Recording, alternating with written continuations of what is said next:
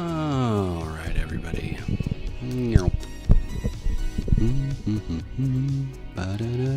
Okay. I am here, and I am ready to go. I'm late. I am late for sure. But I'm here and I'm ready to go. I'm like really discombobulated. I fell asleep. I fell asleep. I was a sleepy boy. I wasn't even that sleepy. I laid down and in came Chancellor the kitty. He laid on me. I got really comfortable and I fell asleep. Poof, just like that. But I'm going to wake us up with some aliens. That song, by the way, Time Cop 1983 Journeys. I think it's from either the album the album 2014 or the album Journey. Can't tell. There's a lot of good songs in this playlist I haven't heard in a long time. Now my audio levels are being a little bit screwy.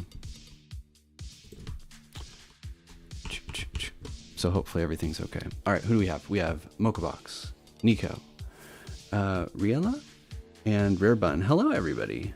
Streamies time. That's right. I hope this was a restful sleep. Actually, it was. I didn't wake up groggy at all. I just woke up. I woke up and I was like, uh-oh, I fell asleep. Oh, you know what it was? The mail person came and Garrus barked right at me.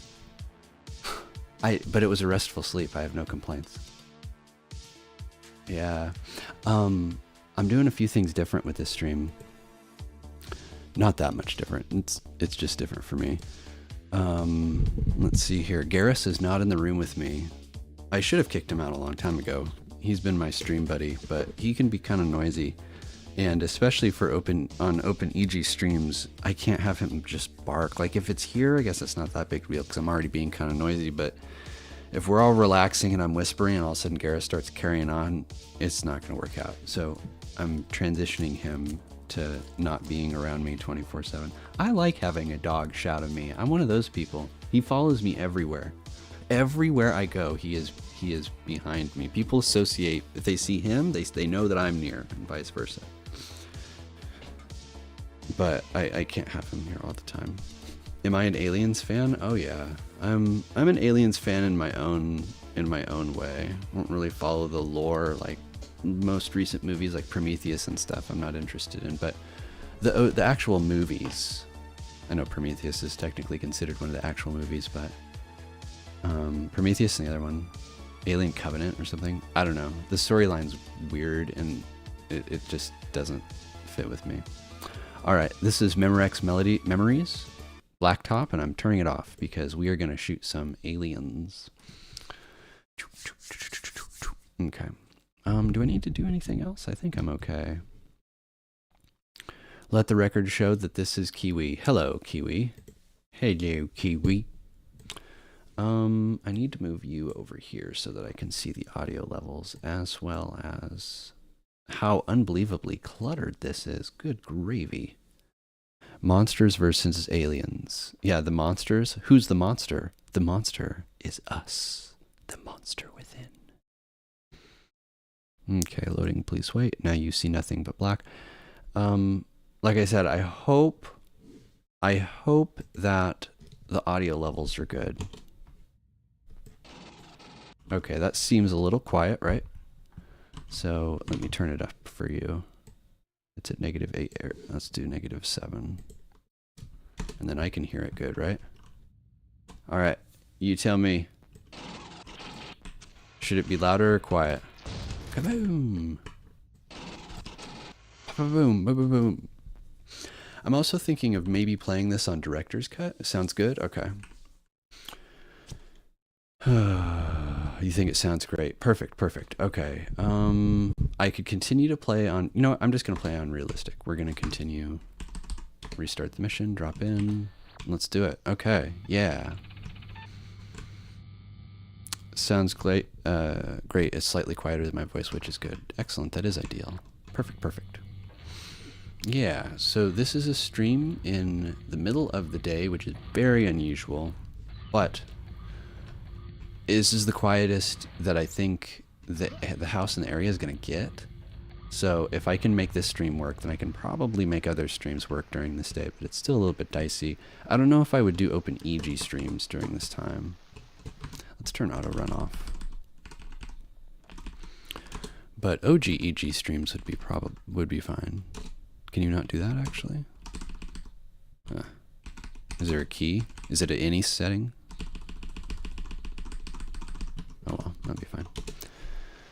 Okay. So yeah, Garrus is gone. Is there anything else? Oh, I'm sorry if that was loud. I have a soda. It is a Jones cane sugar soda. Berry lemonade soda. Very tasty. Alien Fireteam Elite. See, I'd love to play that. I think that there are 2 Aliens games that I would like to play, and Fireteam Elite is one of them. I don't know how well that comes through on the stream. But it is a glass bottle, and it's soda, and it's very tasty. I wish it was colder though. I should have like froze it. Okay, so this is Alien vs. Predator Classic. Broforce has xenomorph references. It does. Broforce is a pretty good game. This is called Alien vs. Predator Classic. Sometimes it's called Alien vs. Predator 2000, but it was released in 1999. And I think it is a classic. It's a good little arcade game. And it is a product of the times for sure. I'd say in a lot of ways it's maybe not masterpiece quality, but it's a very, very good game for what it is, and especially for the time.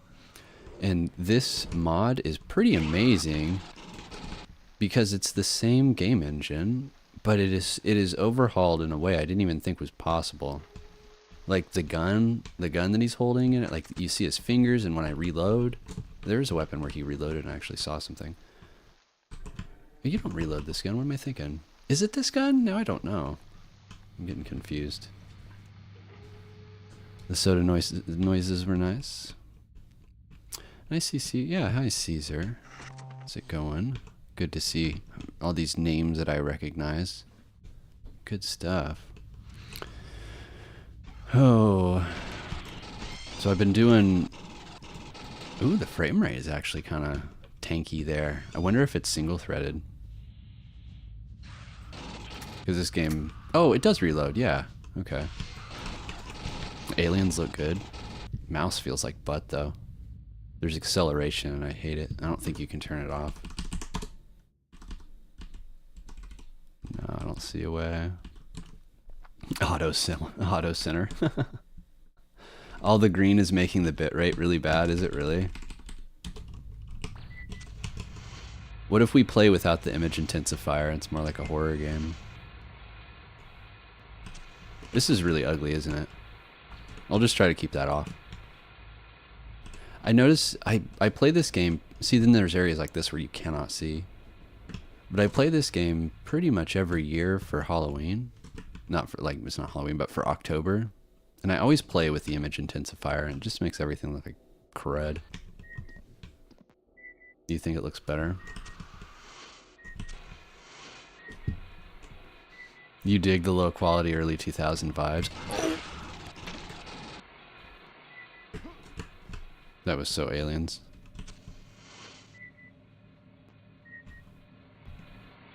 It is very atmospheric, isn't it? They're not relying on gore or anything else. Just kind of creepy. See, when you move slow without the image intensifier, it is a really creepy game. Oh no! Okay, well. Dude, what's with the lag? The frame rate is tanking. It's squelchy, yeah. It is squelchy, isn't it? Okay. Go over here, and this is the command center or something.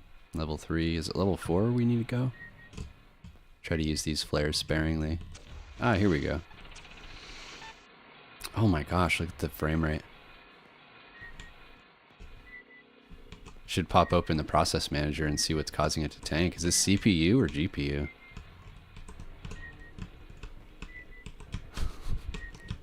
Lord. Or I wonder if there's any way I can fix this. Like, can I turn the graphics down? I think it's the lighting. It's pretty nasty. Alright, I think that I flipped all of the switches so we can head back downstairs. It's super cool you can see the 95 on the gun down there. I don't know if the original showed that. I'm gonna guess no. Oh.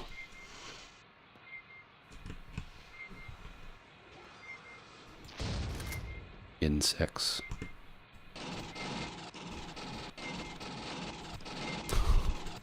I'm such a bad shot. Oh my god. I'm gonna waste all my ammo trying to track that thing. There you go. Whoa! This thing looks completely different. What is that huge switch on the top? The heck? It's gonna break off. Leave the gun non-functional. It's not what you want.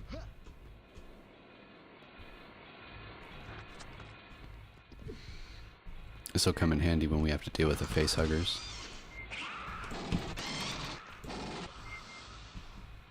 We good? We're good? We're good. You know what sucks is when the mouse resolution or sensitivity is frame rate based. So when the frame rate tanks, the mouse gets softer, if that makes sense. And that sucks. That is really, really bad. It's like the last thing you want in a first-person shooter, right? You always kind of liked the aliens. I like the aliens because they're such perfect enemies. They're just insects, but they stand and look like humans. And I don't know, that seems to be a requirement. Like, why are zombies such a popular foe? Because they're humans that you can go homicidal on and not feel bad about. And I guess in a way aliens are the same sort of way. These mindless extraterrestrial beings. Is that a door? No. Where's the face hugger? Oh man, the mouse is really screwing with me. Wait a second. Oh my god, up and down is... Okay, left and right is easier to move than up and down. What is happening here?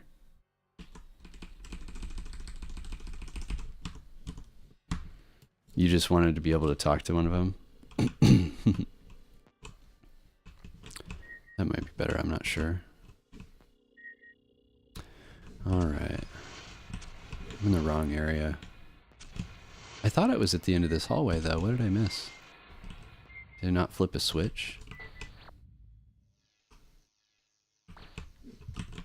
Uh-oh. I think I goofed. Might have to backtrack. What I need is in this room, but I... Oh. What was that? Hello?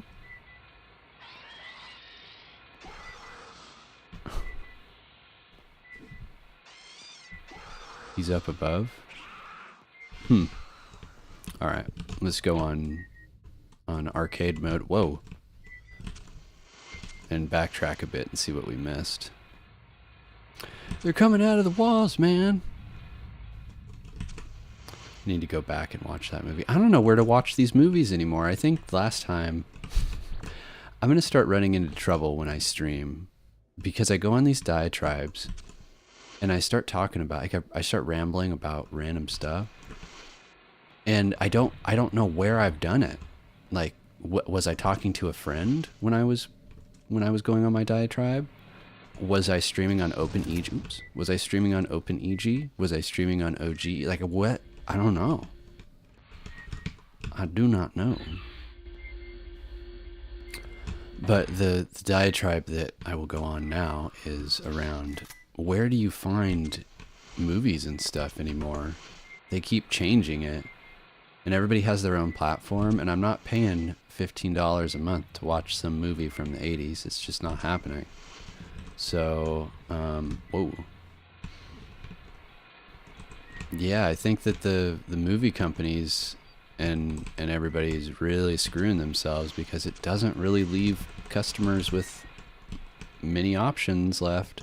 Like, I went on to Amazon because I had purchased a pistol. It's kind of cool. I had purchased a couple movies on Amazon and YouTube, and the ones on Amazon I wasn't allowed to watch anymore because they moved to a different platform. And I'm like, okay, that blows my mind that the whoever's in charge of that can be like, yeah, so even though it's like buying a Blu-ray or a DVD and then it having to connect to the internet, and it's like, actually, you know what, your license is no good. Even though you physically paid for this, you're not allowed to watch it because we pulled the plug on it. Like, how is that legal? That's crazy.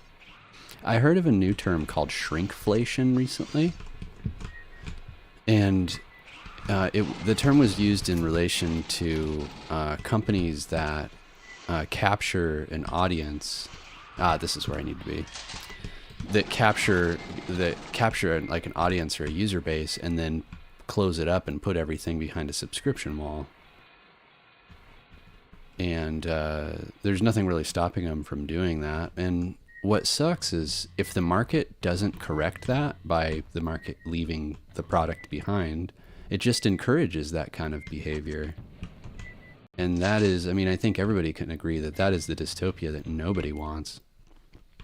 When you go to buy something, it's just a matter of time before you can't use it anymore, or before it becomes something that you have to pay more for or something. You have to buy again, basically.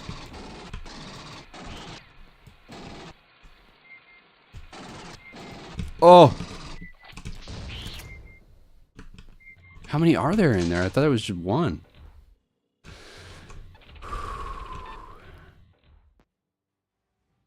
Okay. Rats? Oh, those aren't rats. Okay, we good. Those were face huggers. That's so creepy. I didn't see what the dude said, though. What was I supposed to do? Oh, that's what I needed. Uh-oh. Oh! What the hell? What killed me?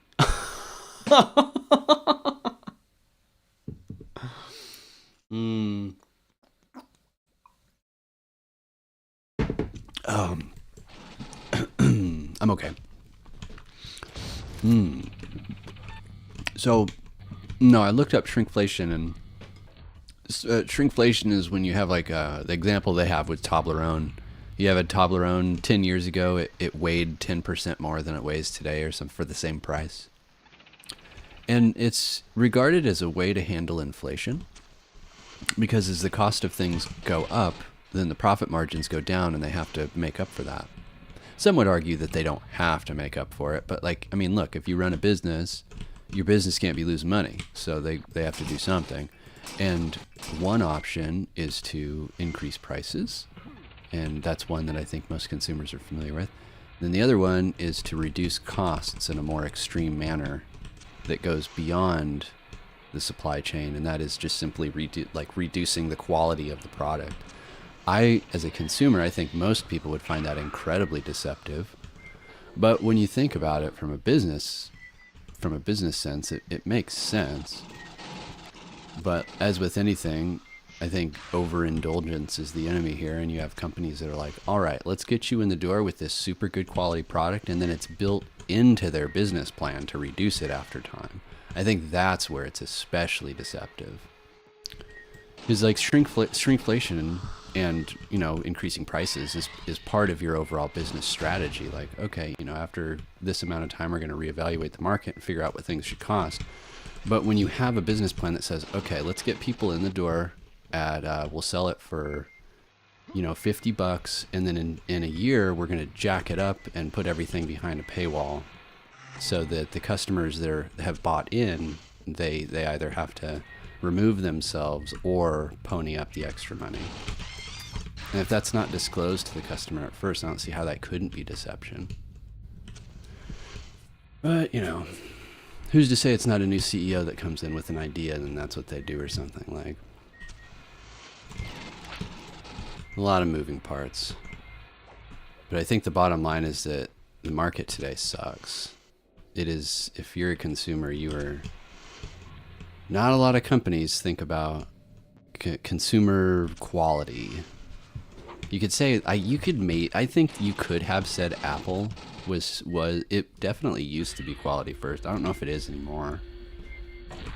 When I think of companies that put their customers before literally anything, I think of companies, if you know me, you know I talk about Costco a lot, but I think Costco really is a company that puts the needs of its members before anything else. And I mean, just look at the food court. Like, they don't make any money from that. You just have to be a member. I go to Costco just for the food court sometimes. Like, I know they're losing money by me walking in and getting food, but it's good business sense. I'll be back. And when I walk through the store, I might buy something. And I usually do. And don't they say that like the more content a customer is, the more loyal they are, the more money they spend? And I wouldn't be surprised if that was true at warehouses like Costco. Because it's really easy to overspend there. Consumerism. Consumerism makes you happy. Oh my goodness. Look at them all down there. They're on the ceilings! Ah! How's that for a horror game? I love it. I love it. So in Alien Fireteam, are they that fast? It's part of the fear with Alien, is how fast the xenomorphs move. I mean, he's walking on the wall, the ceilings, all kinds of stuff going on. It's very spooky. Spooky, spooky. Most profits are attention deficits. I've been hearing talk about the venture capital scene, and I'm happy to see that, because I've worked with VCs pretty much my entire career, but I didn't feel like I understood them or knew them very well. But I hear people talking about them, and they're voicing a lot of the same stuff that has been in my head too. I'm like, well, wait a second, if this, then that. But I don't feel like I know enough to really open my mouth and start talking. But there's been talk about venture capitalist firms, then the investment drying up. And that basically means all of these startups, like any startup that you can think of, that's not making money. Like, they're operating in a loss. They are living off somebody else's wallet, and that's where VCs come in. So you have these big companies, so sometimes they're individual investors, but you have these big venture capitalist companies. He won't die. Oh my God, he's not.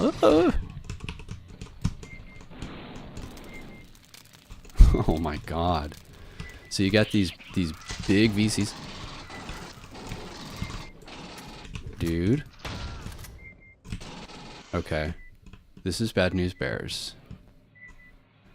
There are face huggers on the loose, and I did not kill them all.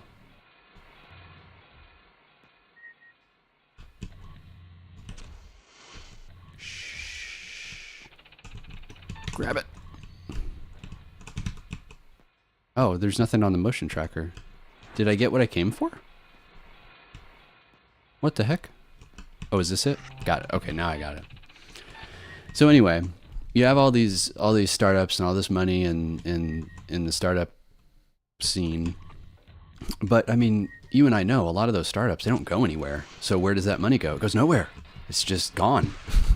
And you know, there's the marketplace is alive. You know, it's not just like literally gone. There's benefits that come out of putting money into startups that go nowhere. But still, a lot of that money just goes nowhere. It's just these little startups that come up with interesting ideas that nobody's into or nobody buys or just go nowhere. And a really curious example of that is Epic Games.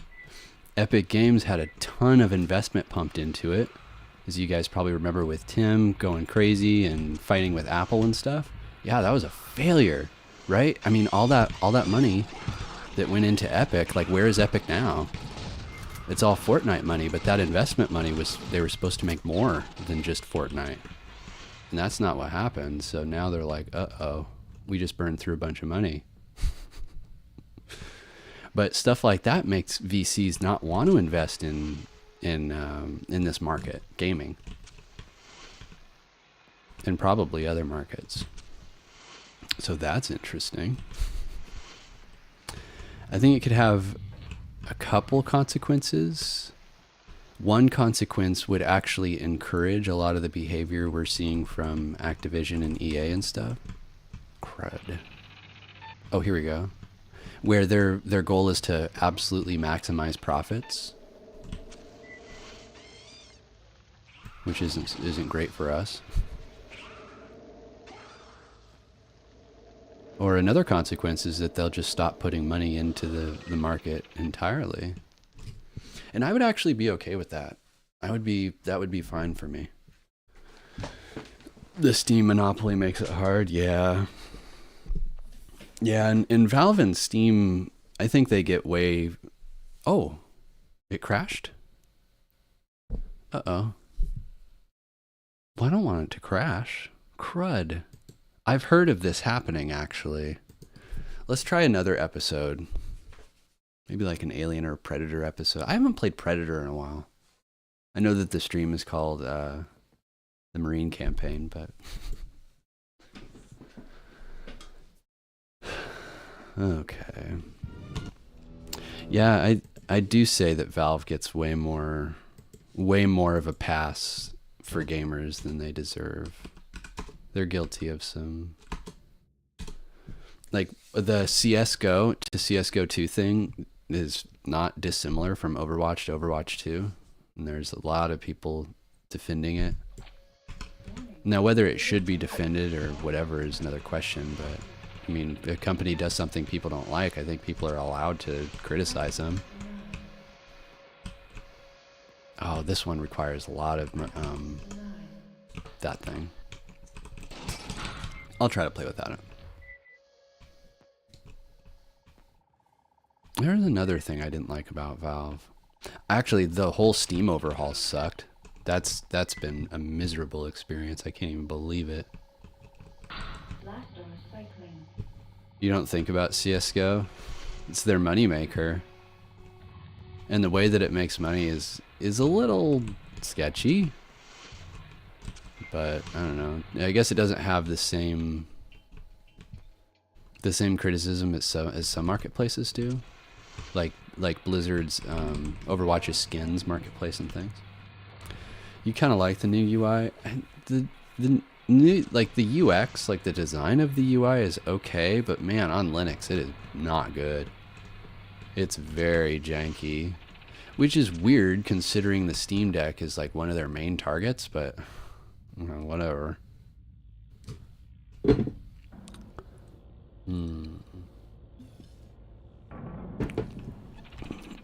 Now I'm playing this level to see.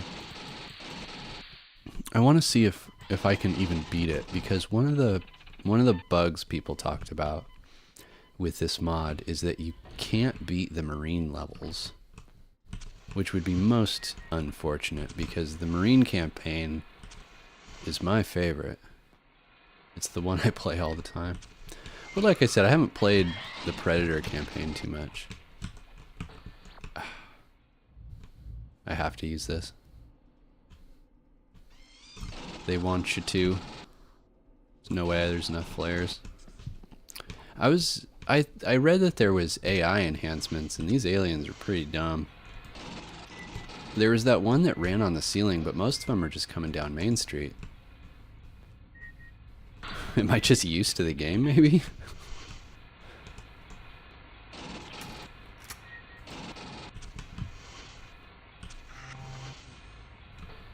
Is that what is this? Ah. Yeah, with games with in-game purchases, you can get a lot of stuff. You can get a lot of stuff. I'm not opposed to that. I'm actually not really opposed to loot boxes either. I don't know. Am I the minority that says just don't buy them? Like, nobody is saying you have to buy loot boxes.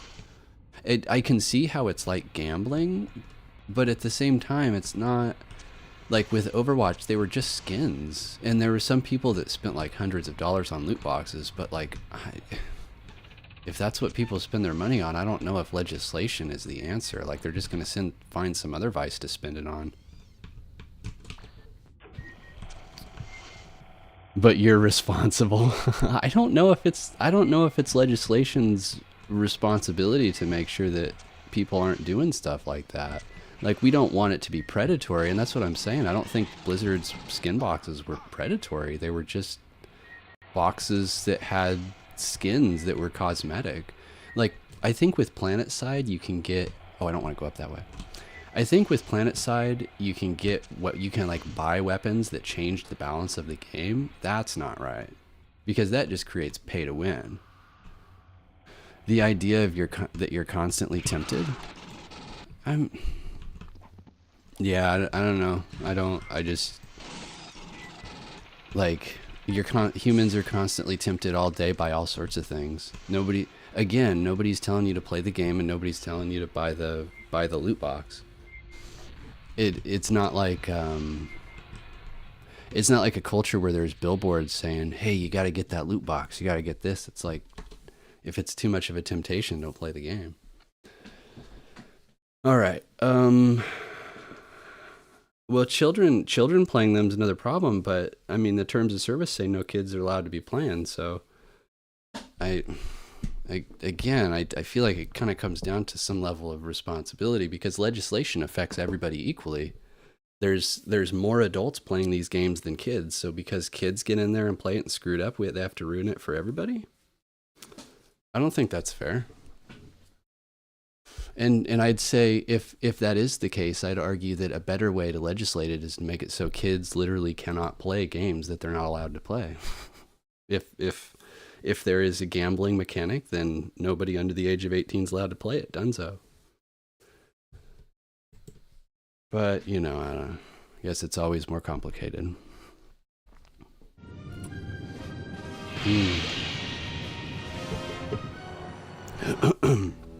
Excuse me. I appreciate that you like my thoughts on it. I'm going to play some Skirmish, because I don't know if I'm going to be able to get...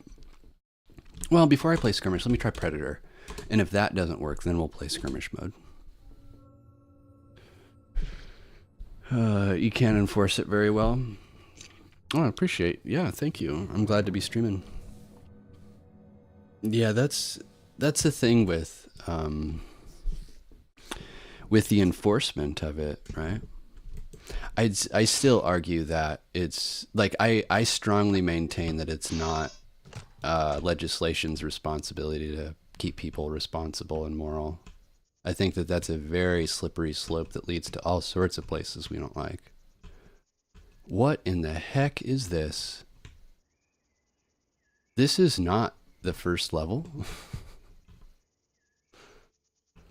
What's the meaning of my PFP? Which one? I have lots of them. Like my current one, the one that's there now. I was on Twitter one day and I saw a mutual of mine open up for commissions, and he had a really, really cute pixelized, like pixel style, and the commissions were open to a more like regular style. And he had some examples, and I thought that they were super, super cute. So I was like, hey, would you draw EG? And he was like, yes, I would. And that's how it happened.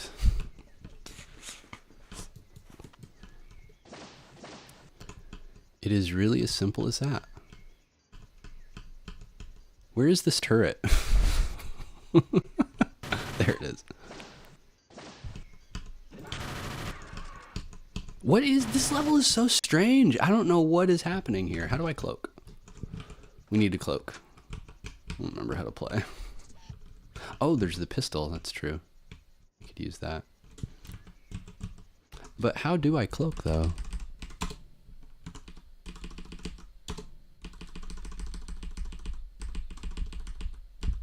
Cloak is F. Okay. Yeah, now I'm playing Predator.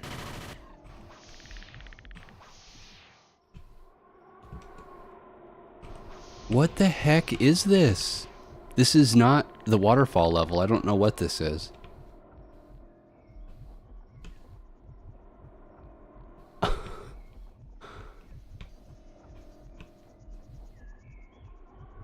Okay, this is so...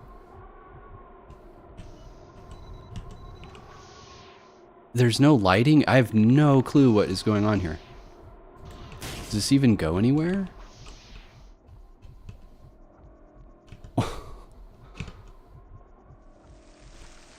What? Where does this go? This is so creepy. We're not supposed to be here. But there's a path?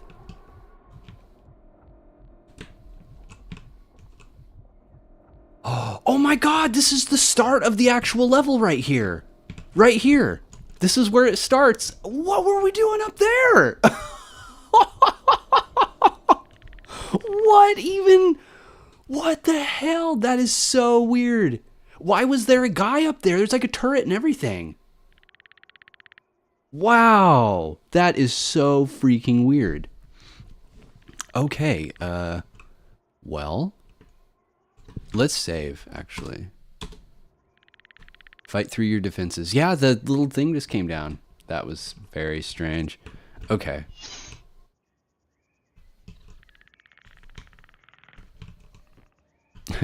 The hint just says jump here. Jumping is super jank. Like when you're jumping, you lose forward momentum. See, you can't stand on things. Dude. So, see, look, I'm running and then I jump and he stops. So aside from Alien vs. Predator, I had a few other games on offer. I had Dangerous Dave, which is an old DOS game. It's another game that I like to play during the Halloween time. And then a game I haven't played. Whoa, whoa, whoa, whoa. A game I haven't played that I've wanted to play was Monster Bash. Another DOS game.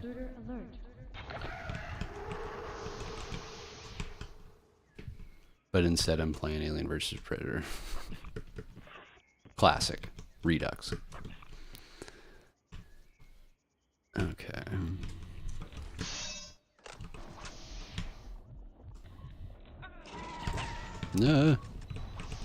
So, okay, circling back to the issue with loot boxes, okay?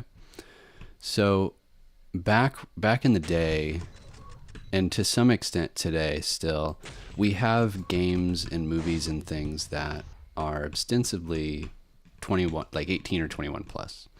So on Steam, you can't even view some game's profile unless you're above a certain age. So that's how they solve that.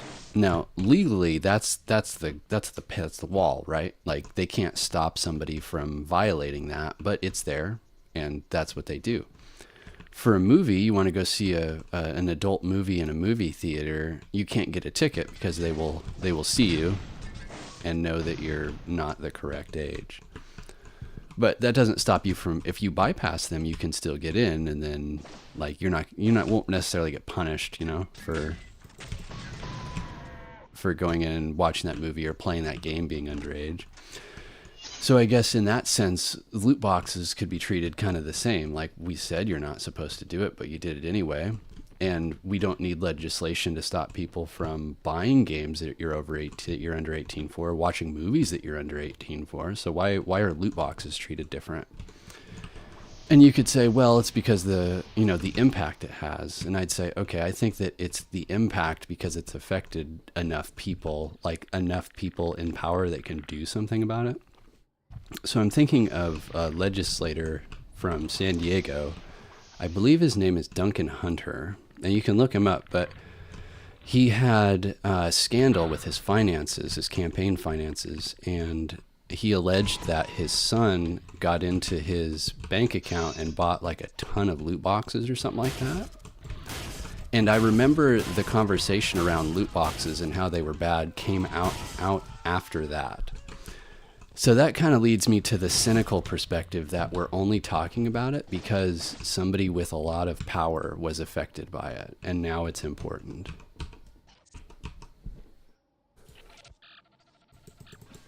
And now it is time to heal.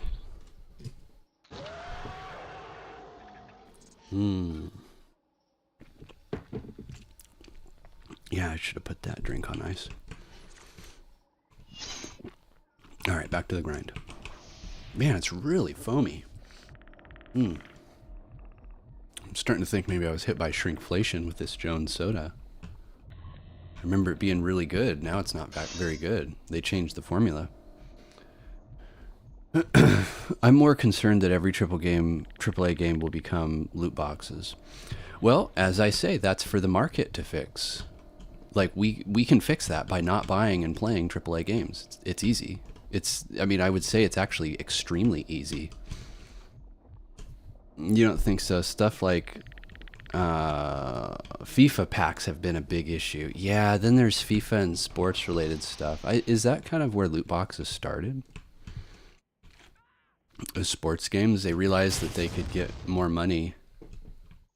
The market's kind of bad. I'd say that the market is bad because the people are unreliable. Or you could say that they're actually reliable and that's why it's bad. So Starfield, I think, is a perfect example of how the market or gamers are their own worst enemy. And I complain about Starfield on Mastodon a lot. It's my go-to place to complain. But I really do think that Starfield, the spectacle of Starfield, is really an important porthole into everything wrong with gaming today. You have an engine that was made over 10 years ago, sold in a game it was one of the most expensive AAA games. It was like $70 to $100. And it was wildly successful despite being just inferior at launch. And that signals to market leaders that the market people are totally okay with inferior products. So again, from a business perspective, why wouldn't you? I don't blame them. People are buying them. People need to stop buying them. I'm not necessarily mad at the companies. I'm very disappointed, but I'm more disappointed in gamers for buying it. Stop it. It's not even a good game. But until market behaviors change, it's not going to fix itself. Not without legislation. And there are places where legislation is being tried, and it could work. We'll see. We'll see how it plays out. Growth-focused economy. Well, growth is just one focus. You don't want to be in growth mode all the time. You gotta step out of growth mode. But growth mode is where money is, and investors like money. So they're we have to keep growing. Aren't we big enough? Just take that guy's head off. Dude, the mouse movement in this game is rough.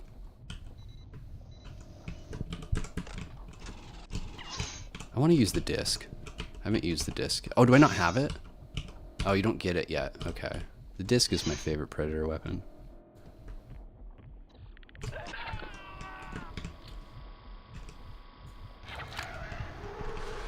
So, okay.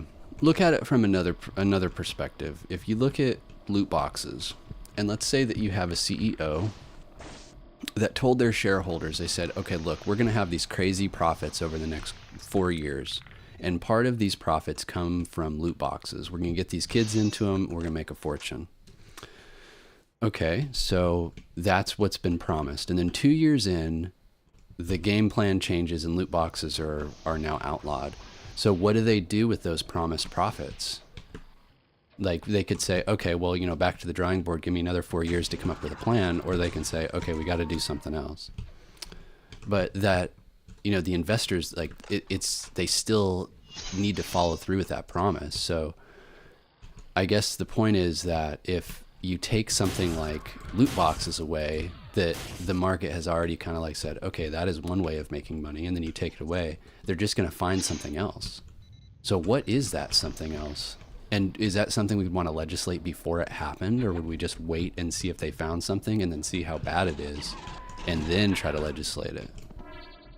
Right? Because I think that's another slippery slope with legislation, is that if you make a rule here, then the natural flow of things will just adjust to it. And there's money involved, so they're not just going to say, well, shucks, that was a couple $1 million I guess we won't get. Like, they're going to want to get it. So they're just going to find another way of doing it.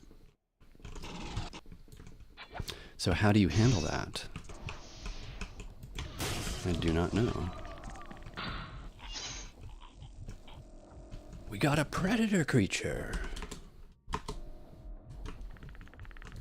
I'll take this.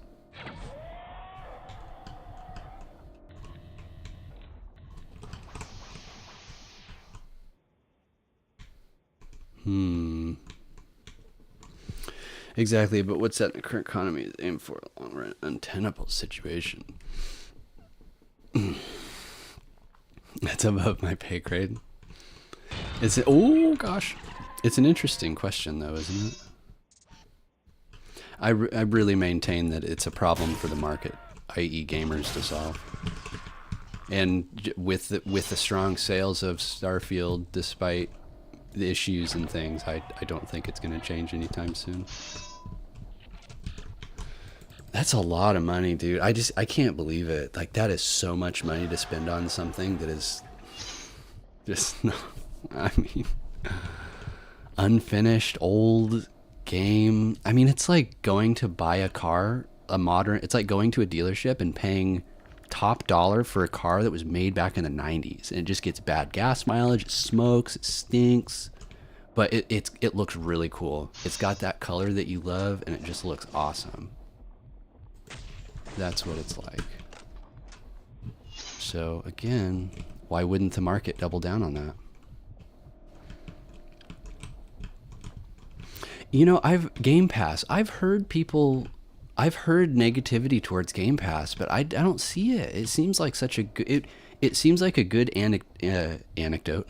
It seems like a good antidote for this problem, because people can just say, hey, instead of paying the $70 that you're asking, I'm just going to bundle it with my monthly thing and play it if I like it and play it if I don't.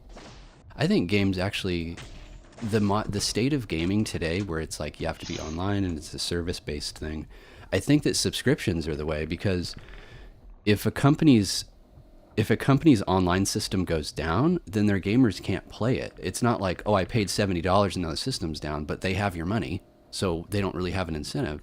If you're a subscribing customer, they have an incentive to keep their services up, right? So they and also they want to retain you. Like, once you buy a game, that $70 is there. They don't care about you. Why would they? You know, like, if they're just doing updates, they're paying for those updates, but they're not getting any more money out of you. So I think like a Game Pass or subscription's the way. But I've been hearing more people talk negative about it. I don't get it. Help me understand. I must be missing something. All these people, they've got to know something that I don't. Subscriptions. You think the issue would be that you want to constantly have subscribe to your service be a problem if they want to increase the price? Yeah. Yeah. You want to increase the price?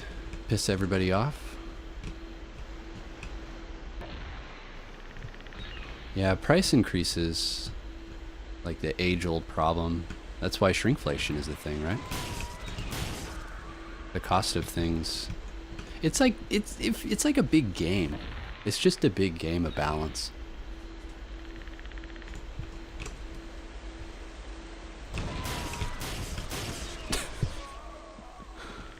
All right, is that it? I think that's it. All right, this is where it's going to crash or not. Let's find out. No, unauthorized. Oh, it worked. Huh. Interesting. Let's see what's going on here. Oh, okay. Ah, now my phone is going off. Let's put you on mute. What time is it? It's 2? It's not too bad. Okay. How long have we been streaming for? About an hour? It's not too bad. I hope you guys are having a good time. I'm going to do this more. This is what I do, you know. It's 10 here. There was once a time when I was a developer. I don't remember this level very well.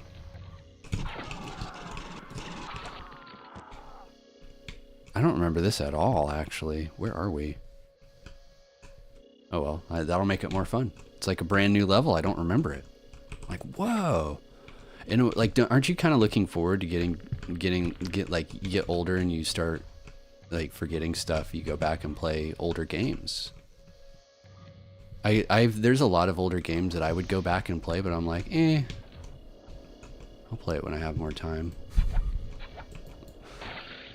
Got other stuff I want to do. I really don't remember this at all. I'm like tickled by it. What am I supposed to do though? Oh, is that it? No? The first Half-Life is a favorite. Yeah, I've been meaning to go back. I tried to play Half-Life 2 and I could not get into it. Oh, there it is. But I bet I could play Half-Life 1. There we go. Hello, Earthlings. You never played Half-Life? Okay, we've entered the lift. We're going up. Base access. Locate controls for the lower bridge. It's cool when you're fighting Marines, but once you start having to fight the aliens, the Predator levels become very arduous.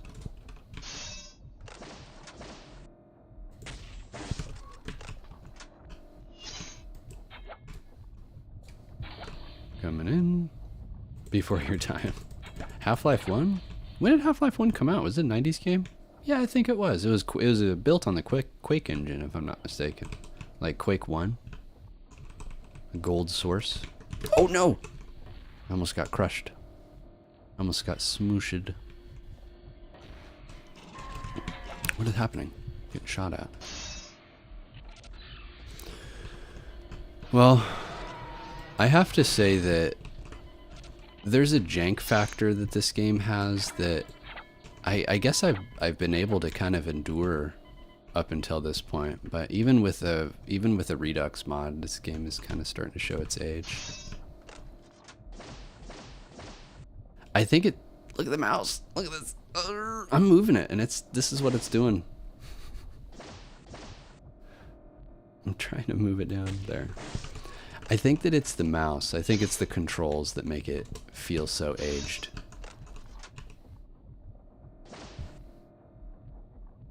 I can't aim. Oh my god.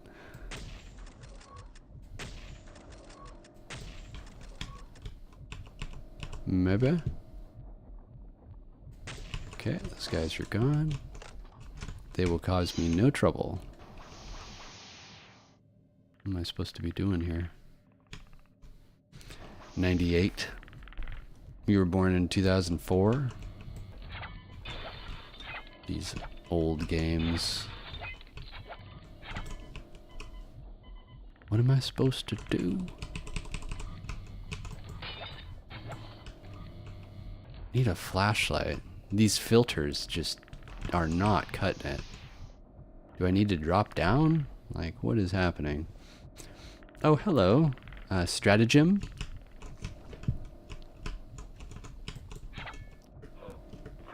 Oh no.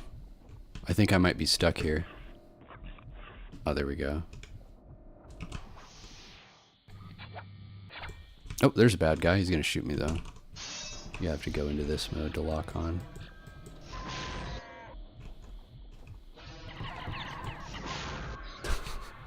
Predator's a little OP. Just lock onto the humans and left click and then boom. Threat dispatched. Threat eliminated. All these bombs in here. You have picked up a second level security pass. You don't say. Can I destroy this door?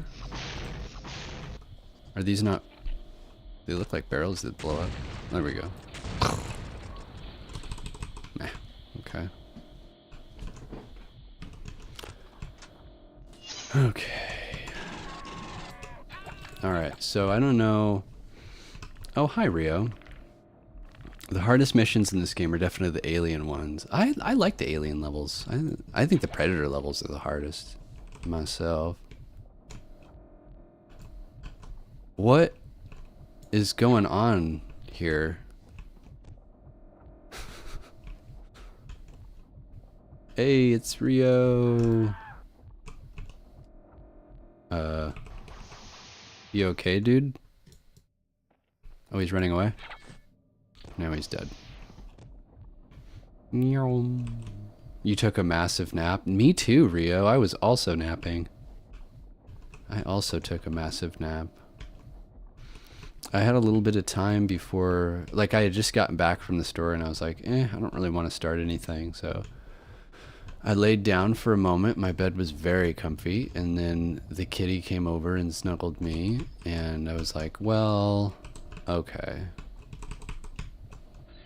And then I fell asleep. And then I woke up and I was like, uh-oh, I was going to stream today and I'm running out of time. And I said, I don't remember what I was going to stream.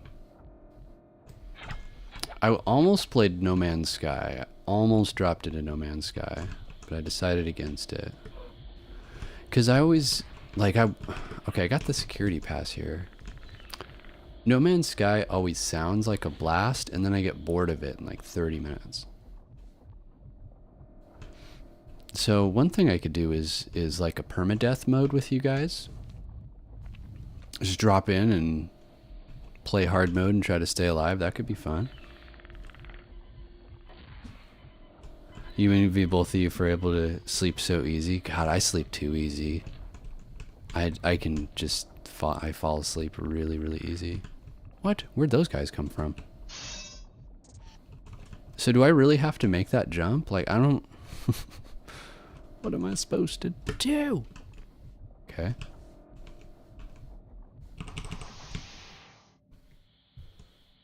It's a matter of good. You fall asleep easy, but it's not always the best quality. Quality of my sleep is usually pretty good. Sometimes I'll put on sounds to put me to sleep. Usually if I'm gonna listen to something that helps me sleep, like I'm already gonna be asleep, so I'm really taking it to the next level.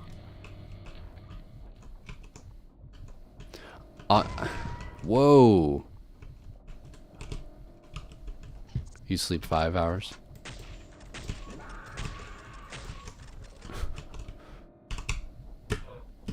Okay. Can't go that way.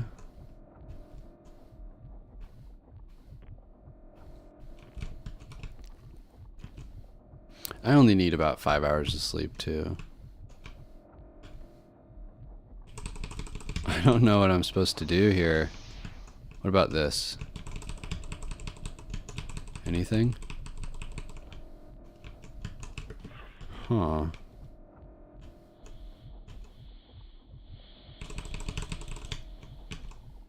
What am... Oh, this is the... This is where I got the key. I don't think that I'm supposed to use it here. It's weird that this elevator is here when there's stairs on the other side of the room. And I fell? Oh, man. Am I sliding back down? I am. I can't go up this. What is happening here? This isn't good. The game overall looks pretty good though. Like the lighting effects are dated. Where are these guys coming from? Where did they come from? Two guys just randomly came out of nowhere?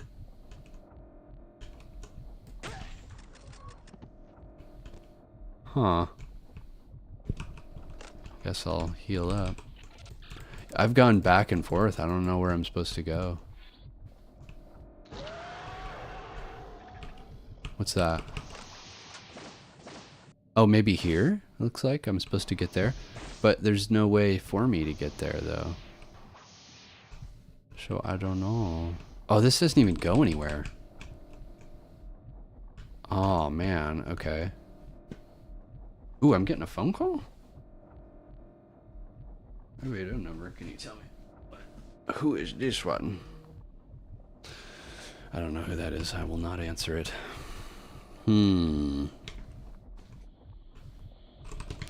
Alright, I think I'm going to switch to skirmish mode because that's not... Oh, it crashed? Man, so what's the point of this game? I was thinking of playing the Marine campaign, but it's broken. And I played this Predator missions, but they're not very fun. So I think I'm going to drop into skirmish mode and just kind of run around and see if I can come up with some topics to riff about.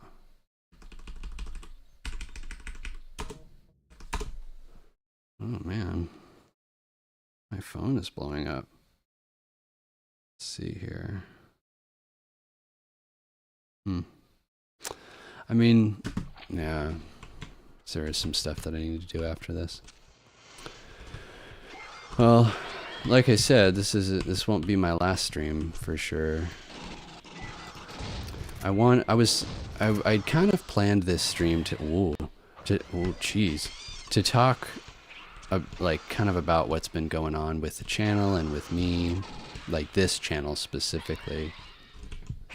But falling asleep and then waking up kind of threw me off, so maybe I'll do it another time. I need to go through my stream setup, like Streamlabs and Stream Elements and stuff. Oh my gosh, the background. This is all new. That never used to be there. I've played on this skirmish level. Oh, the planets? That's new too. That's kind of silly. Why would the planets be moving? Oh, they did their best. Oh. Try that again. Alien Isolation. Alien Isolation's pretty darn fun. One of my favorite games, for sure. We could do that. I actually have not beat Alien Isolation. I do not have the achievement for beating it. So we do need to do that sometime.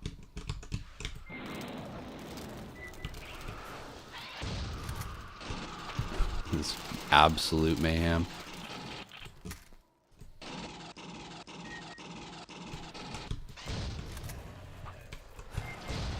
There's so many. I'll tell you guys what, this is really fun multiplayer though. Like the skirmish mode is where multiplayer shines.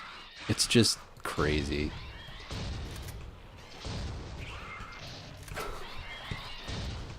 Let me out of here. How many aliens did I kill? 14? Good grief. I need a better weapon. So I've been thinking about tech videos and stuff, tech related topics, and I need you guys to tell me what you want me to cover. What's a good horror game that's actually scary? Devoured? Devoured is really good. Phasmo. I actually don't like Phasmo very much. I find it to be very complicated. Too complicated for me. Yeah, and is Phasmo scary? It's spooky. I don't know if I'd call it scary. But I would play Devoured. We could do Devoured. Oh my god, I just go down there and die like immediately. How about SCP? You guys want to roleplay? We do some role-playing. Me and my group used to play SCP Secret Laboratory, and we'd put our role-playing hats on and have a lot of fun. Oh my gosh, there was like Praetorians back there. I am so dead. Yeah, we should do SCP. I'm gonna see about getting a server. Well, do you need a dedicated server? Can somebody just launch a game and people join it? Tell me how that works. We should do that sometime, maybe this weekend or something. play a little SCP. Dude, I think that's that's like a queen.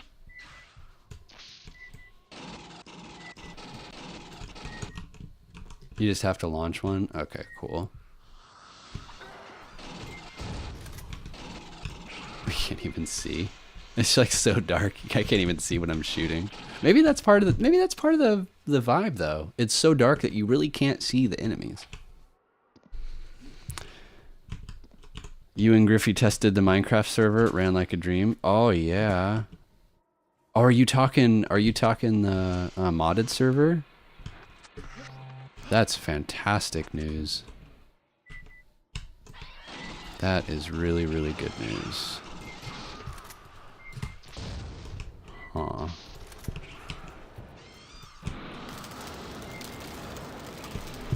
Yeah, gather round. Come on in for the barbecue. Where is Griffey? I saw that he drew a picture of a xenomorph. And wouldn't you know it, I am dealing... I can't even get back to that little building. There's so many aliens they've built up. There's a minigun at the bottom of this thing I'm trying to get. When you slide down, there's all these different weapons.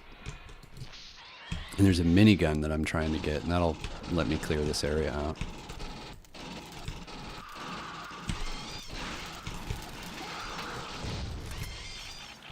Oh no, I'm out of ammo! I swear, sometimes this thing jams up. It makes you reload and you have like half a clip left.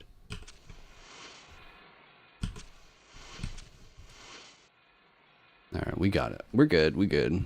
He's working. What time do you guys want to play for game night? So, here's the thing about game night with me. I am so tired at the end of the day that if you want bouncy, silly EG, you might get silly, delirious EG at the end of the day. That's about as much as you're getting.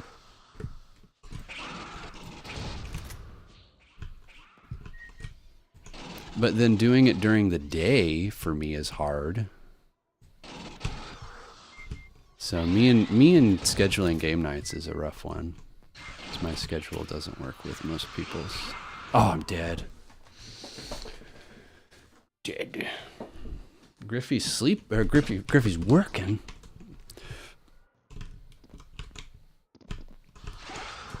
Nope, just pulse rifle. Come on. I don't know if I'm gonna make it out of this little starter area.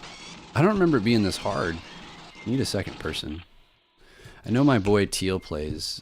He has Alien vs. Predator, but he never wants to play with me. I'm like, Teal, let's play, and he's like, no. I'm like,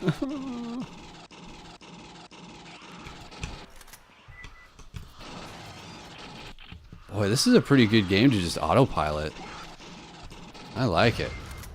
I know I'm not doing much, but my brain is kind of working. Kind of working it.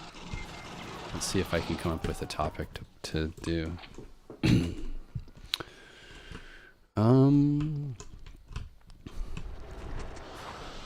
What do we got? Grenade launcher? I love how aggressive the shooting sounds on this. Ka-thump!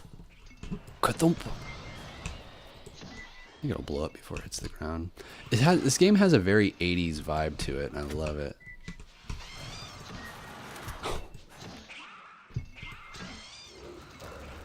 Oh my god.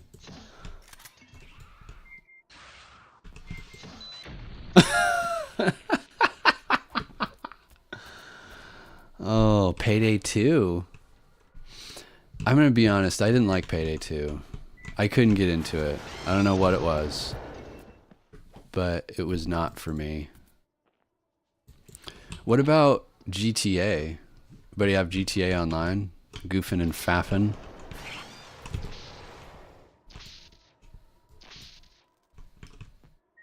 Wow, the grenade launcher on this sounds pathetic.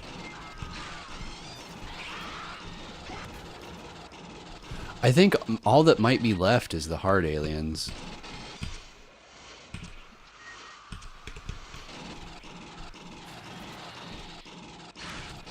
Get away from me, you bugs. You stupid bugs.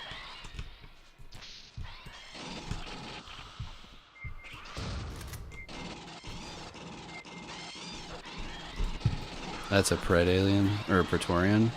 God, that alien models look so cool. SCP. Who was it that put Floofy EG in containment? Why would they do that? You believe that? Ah. Nope. Floofy EG.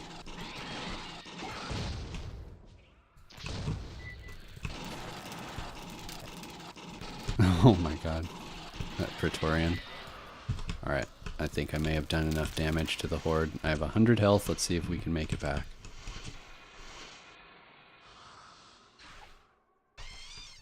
Get away from me. Get away.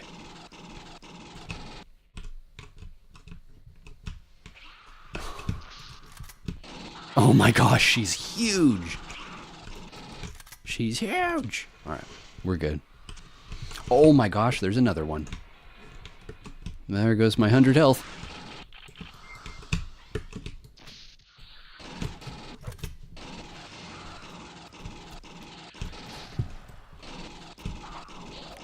Alright, she's gone.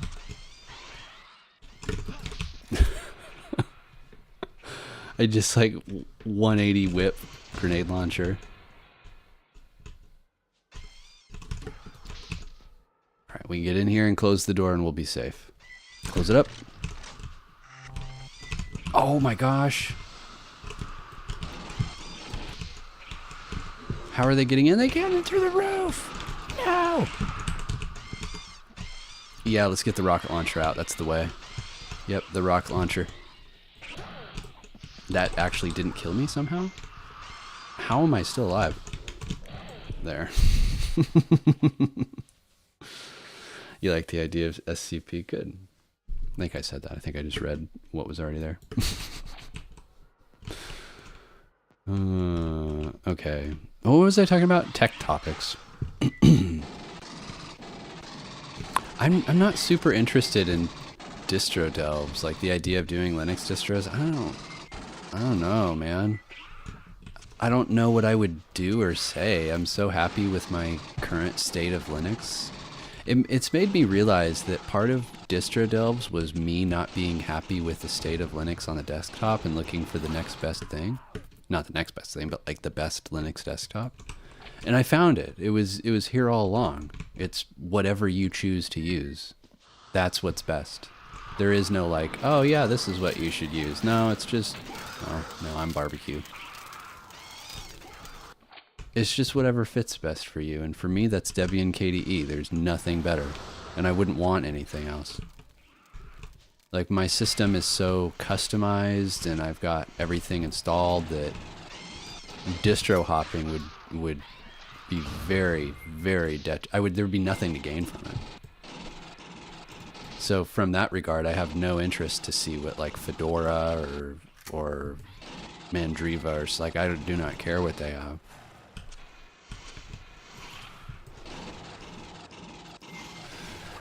And I mean, likewise, that kind of puts a damper on some benchmarking stuff. I guess benchmarking from the perspective of a different distro, we could do different types of benchmarking.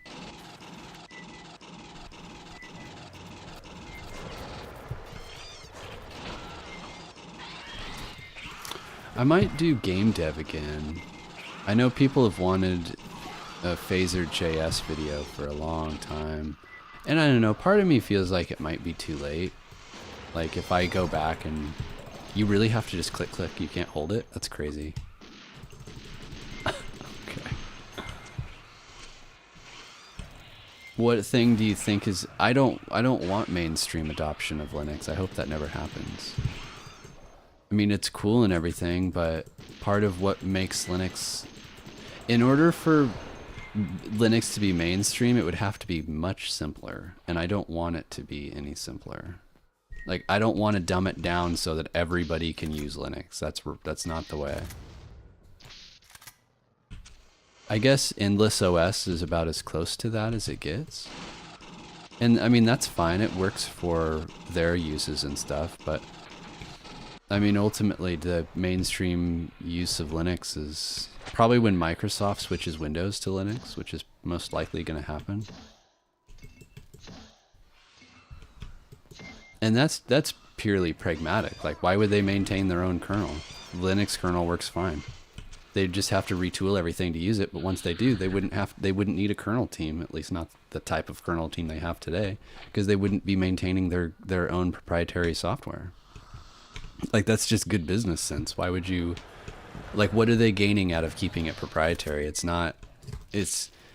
the proprietariness of Windows is probably more of a liability than it is anything else. It's not closed source software isn't a boon. Like, I don't think it was ever a boon, but a lot of times you hear the word proprietary used in a way that like adds value. Like, ooh, this is our proprietary sauce.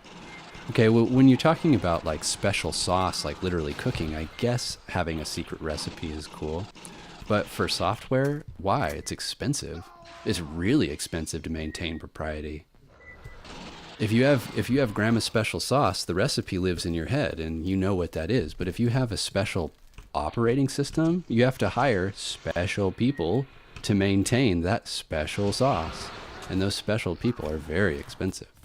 So there's no financial incentive to keeping it proprietary anymore.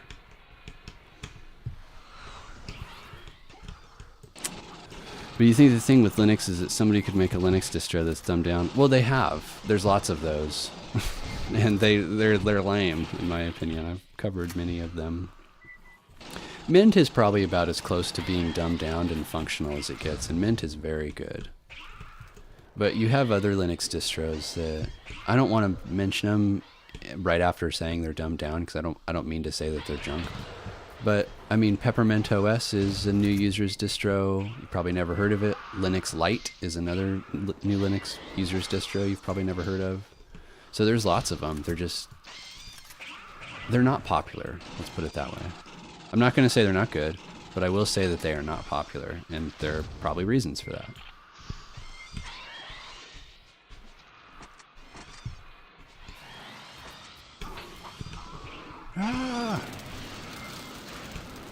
If you were to ask me, are there too many Linux distros? I am in the camp that says yes and no, but mostly yes.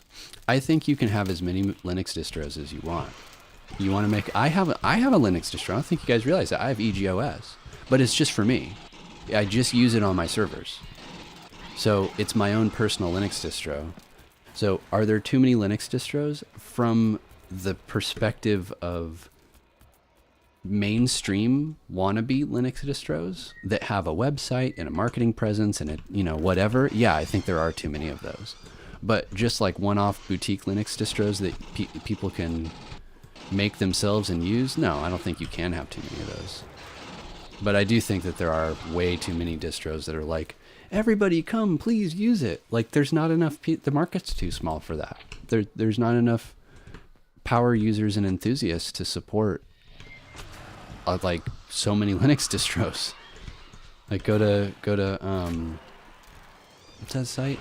DistroWatch? And there are so many distros that, I mean, you look at them, there's a lot of polish into them, but nobody uses them.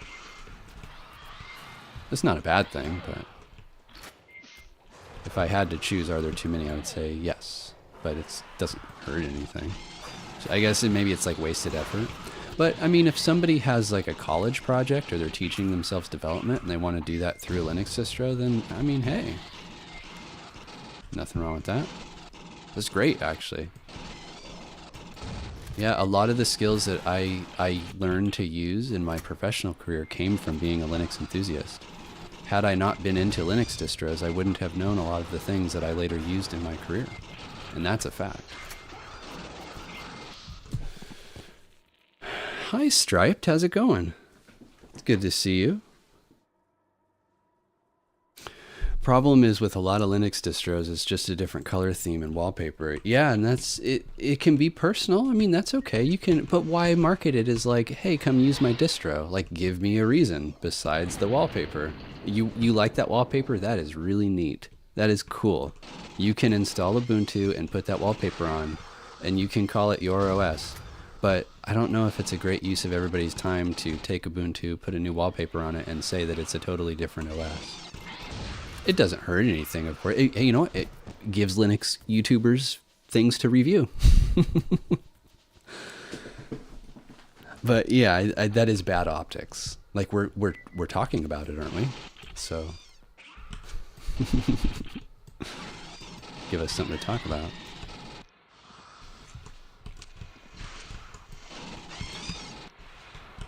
Let's try a different skirmish level.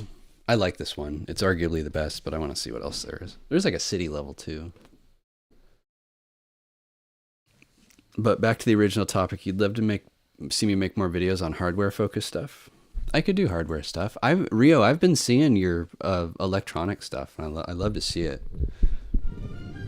Definitely feel free to share more of that. I just like cool stuff. I don't need to know what it is. Like, I don't need to know or understand what's going on. I just like cool stuff. Whoa! AVP2, there's custom maps.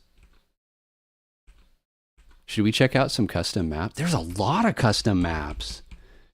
Oh. Yeah, let's take a look at some of these. What's Neon? What's Last Stand? Let's check it out. You can be Predator or Marine. Go wild, go ham. The thing that distinguishes a distro is the package manager. Whoa. Oh my gosh, what is this? Oh. Oh, what? What is this? This is weird. This looks like something out of Xenotic. You think it's a hub? Oh, dude, that's really creepy. So do I go here? What is this? What is that? I don't know. I'm bailing out. It's probably multiplayer. Like multiplayer people. Opposed to aliens.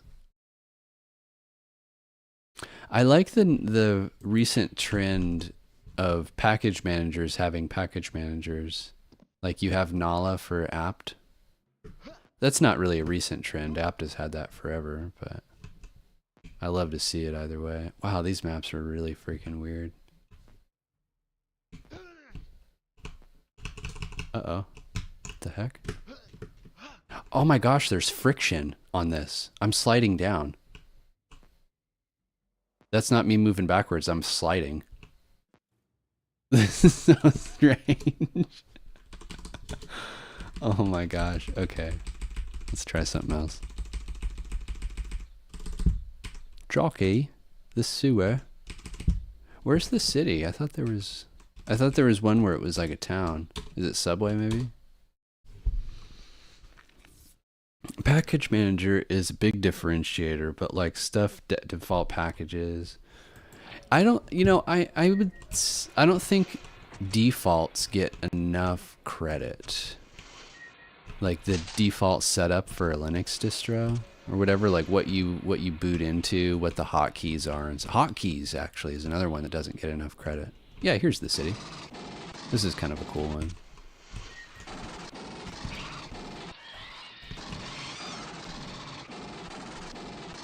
When you play multiplayer, you can have one person be an alien and basically just like stalk everybody else the whole time. It's kind of fun. Make everybody play as Marines with pistols and one player is alien, so it's like hide and seek.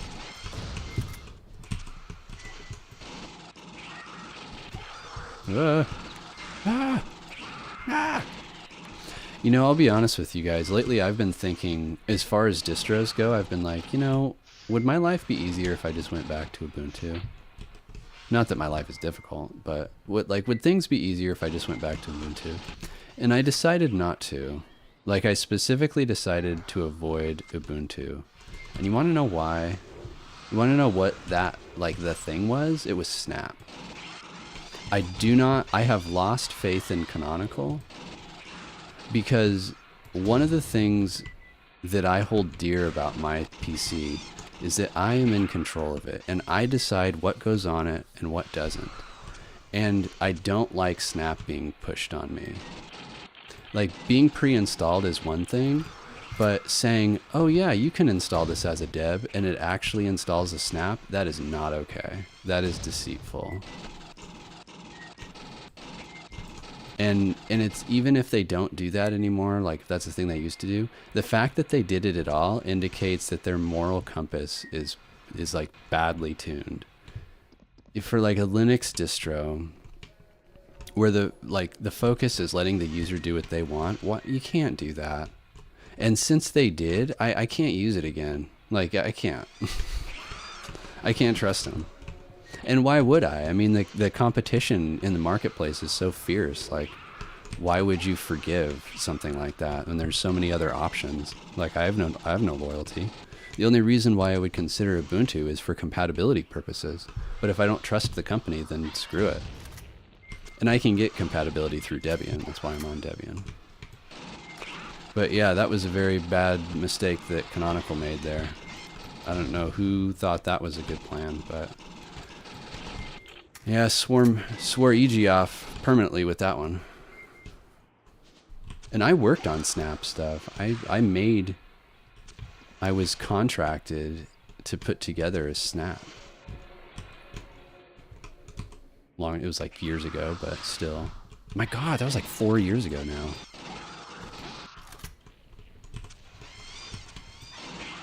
It was fine. It's good technology. Like, I don't have a problem with the technology, but people have a choice.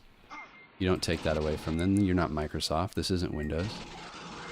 You will use Snap. Yeah, but I don't want to. I'm just going to install this Firefox from the repos. Yeah, well, surprise. We installed the Snap version. What the hell?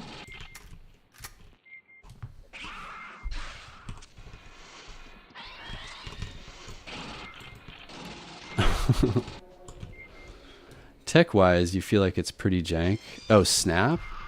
You know, the thing that I didn't like about Snap is that it used the system's log to log everything that went wrong with an application. So if you open, like for example, if you launch Steam from a terminal, all of the standard out is in that one terminal window, for better and worse. That means if you close the window, it's gone. But that's where it goes. But with Snaps, it logs everything to like the journal. So if you have a system where you're like it basically just clouds up your logs, and you have to filter.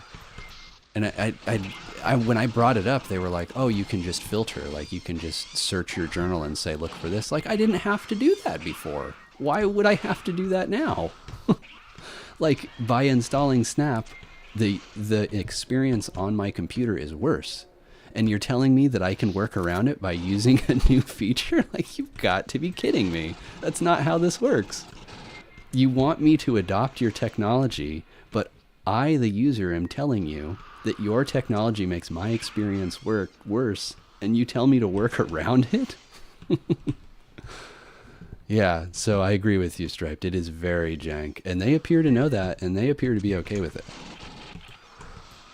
They're like, no, it's better this way. Is it, though? I don't know how.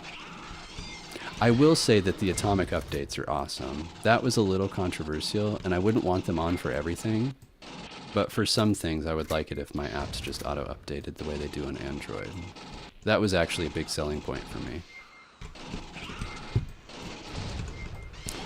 That's a big pet peeve of mine with Flatpak, actually, is the updates are so bad. They're gigantic. They're on demand, like you have to request them, and if things get out of sync, you can't even use the Flatpak in question. Both package management setups suck in their own way. I just think Flatpak is the lesser of the evils. I don't particularly like Flatpak either, for the record. I'm ranting about Snap, but I don't like either of them. I just don't like Flatpak. Or I don't like Snap more.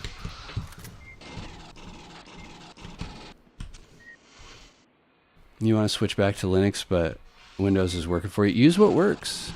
Use what works. I'm using Linux because it works. I do not have a Windows license, and you could install Windows without a license, but I don't want to use something where I have something like that looming over my head. And excuse me, that came out of nowhere. I like Linux.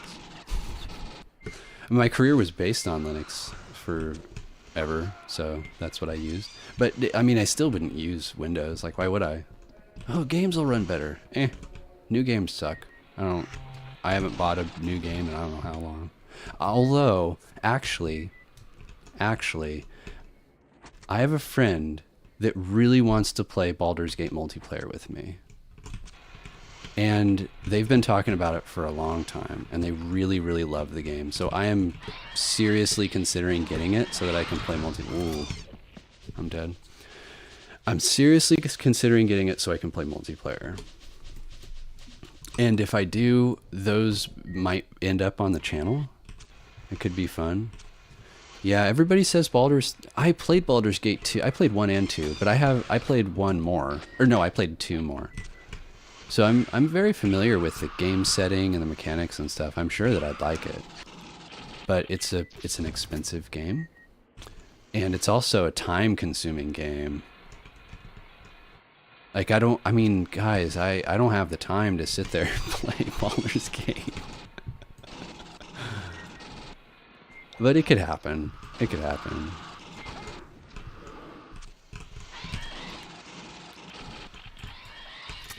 Uh-oh. I just noticed that there's only xenomorphs here. There's none of the big bad guys.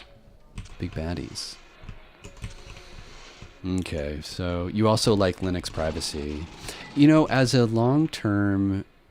As somebody that's used... Have you played the new Aliens games at all? No, I need to. We were talking about Fire Team or Fire Strike, whatever.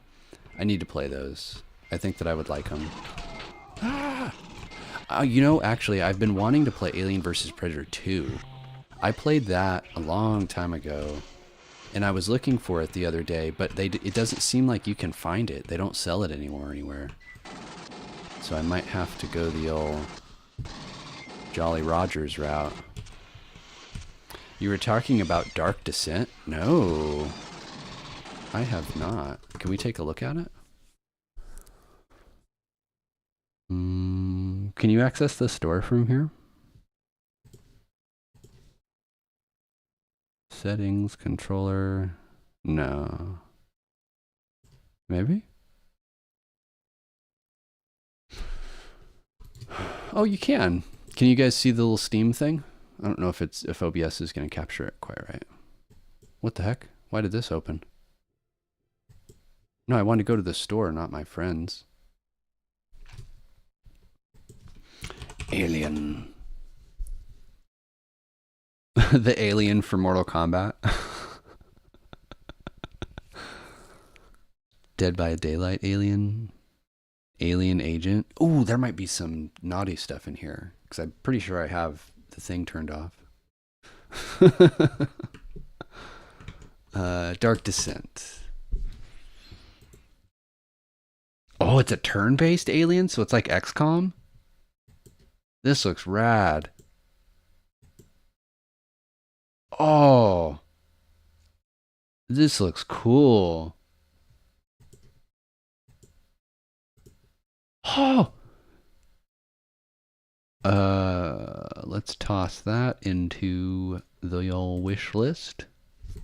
That looks like fun. Thank you for the recommendation. It's not quite turn-based, but more RTS-y. That is so cool. Was that a Praetorian? Kind of sounded like one. I think that the aliens in Alien vs. Predator Classic are pretty accurate. Like, look at them jump all around. They're very erratic. They're fast. They're crawling around on walls. The only thing is that they're kind of stupid.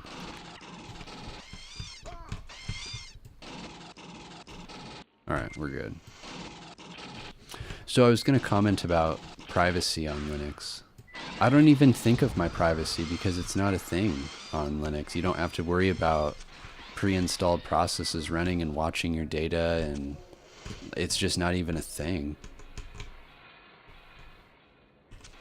Like even on Windows, if you install something, you have to double check to make sure it's not trying to get access to your contacts and stuff. Like, oh, I'm installing a calculator. Why would it need access to my contacts? That's strange.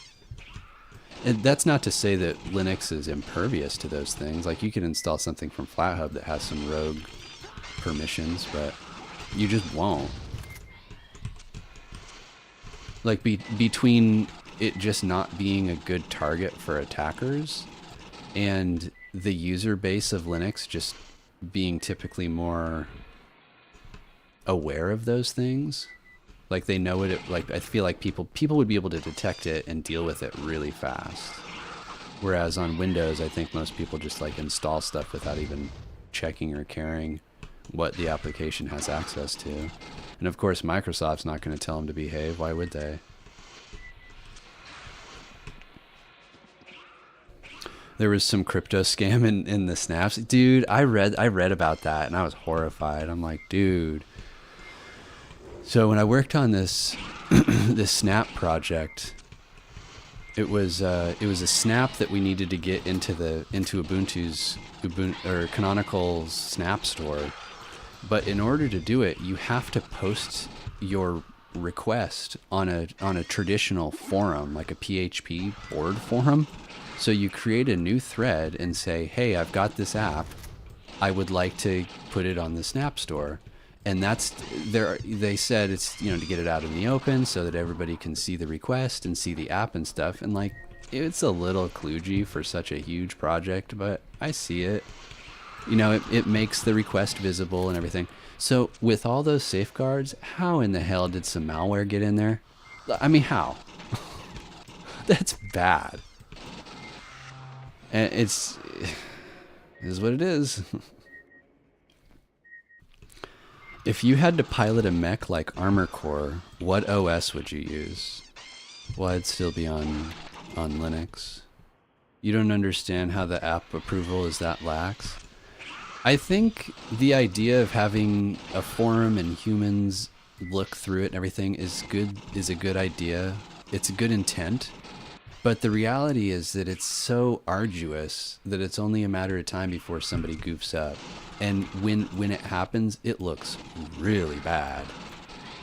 Because if an automated process goofed, you can say, oh gosh darn it, that algorithm. But if a human goofs, oof, I don't know. Canonical is very from me and my perspective, their trust is very low. Like they're not going to do anything bad. Their competency. How about that? That's what I will say. They're trustworthy, but their competency is dropped. For an enterprise company that produces enterprise stuff, they shouldn't be making mistakes the way that they are. That's what I would argue. So another example of Canonical, I'm not trying to trash them. This is just the experience that I've had. Could have happened with anybody, it just so happens to happen with Canonical.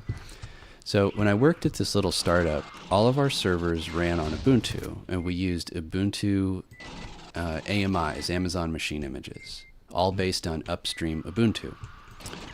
So we didn't, we had a process where we packed our own AMIs with Packer, but they're still based on Ubuntu's upstream image. So we used a lot of Docker stuff. Not all stuff was Docker, but we had a lot of Docker stuff. So we had to have Docker pre-installed on the AMI when it got up and going. So in the packing process, we installed Docker and blah, blah, blah. So at some point, a bad kernel patch made its way from Ubuntu developers into that upstream AMI and caused segmentation faults whenever the Docker daemon started. And it was a catastrophe. We had a demo that morning, and all of our demo boxes were down. It was bad. And guess who had to fix it? Yours truly. Just me. It was just a solo job. So I had to spend my whole day working around that. And of course, like, it's a critical issue. Lots of enterprises were upset. So they did fix it fast. But like, as an engineer, you can't be like, oh, just wait for upstream to fix it. So I coded my own shim and got it fixed right when they got theirs fixed.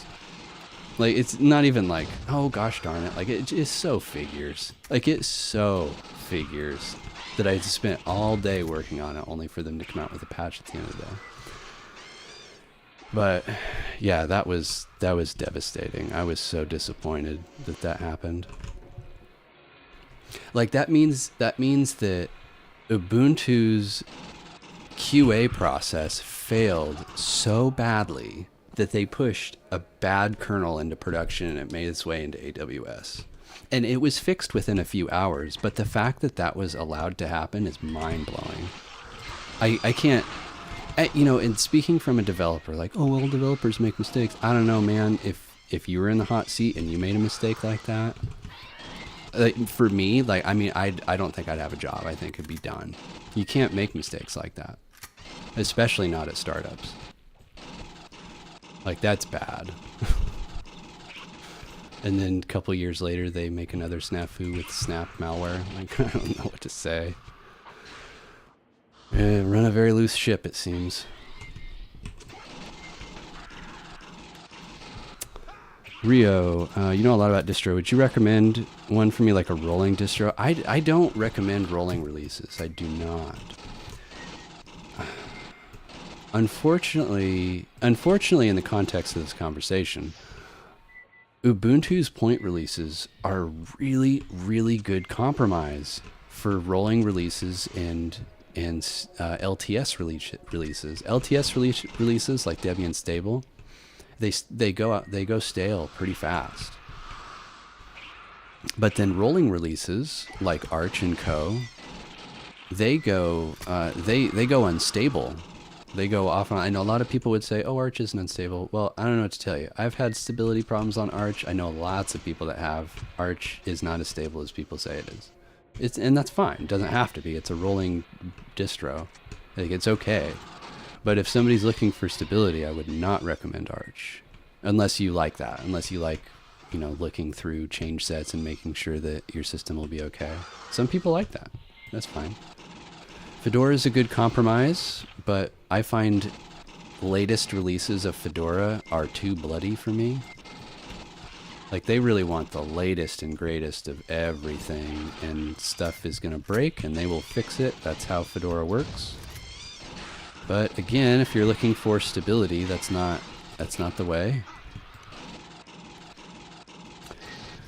Pop OS, I guess, is an okay equivalent because it's based on Ubuntu point releases, uses the latest drivers. It just uses GNOME.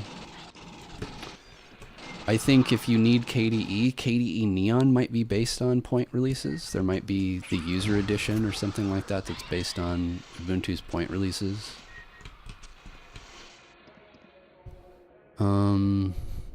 Is OpenSUSE Leap still a thing? Leap was pretty okay. It wasn't too stale. I don't know if I'd recommend OpenSUSE though. Striped, you're still on Arch.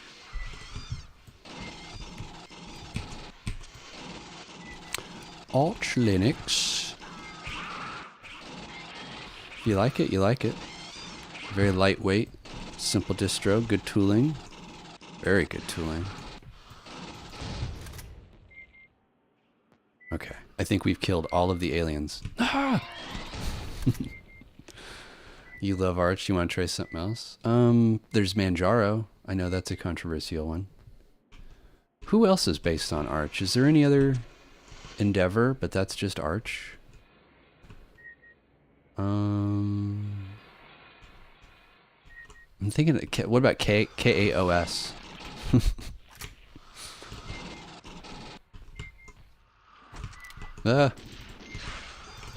Oh, why do I have a pistol? Put that away. I'm dead. Gen 2? Yeah, the maintenance. Endeavor is good, but it's never worked for you. I don't know. Maybe distro delves will be a quest to find you a distro. You being all of the Linux seekers out there. I found my distro. Arch or Striped, you have your distro. It's Arch. EG's got his distro. It's Debian.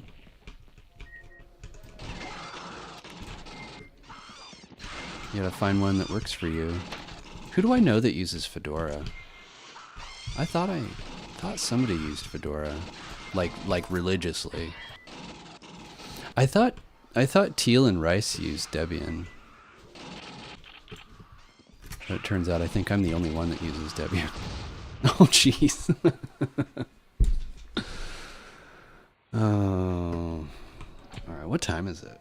I've been streaming for a while, haven't I? Where's my phone? Uh-oh. Where is my phone? Didn't I get a phone call earlier?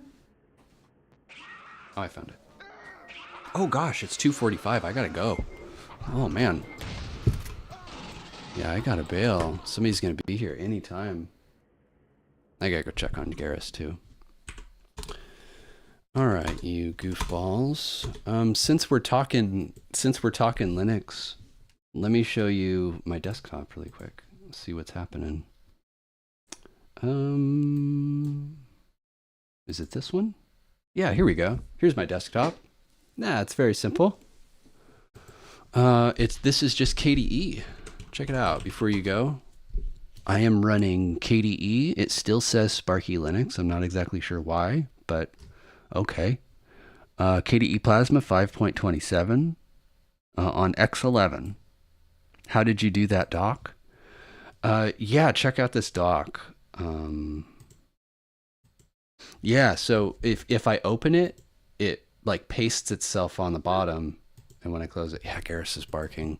I'll show you guys around my desktop on the next stream, but I gotta go.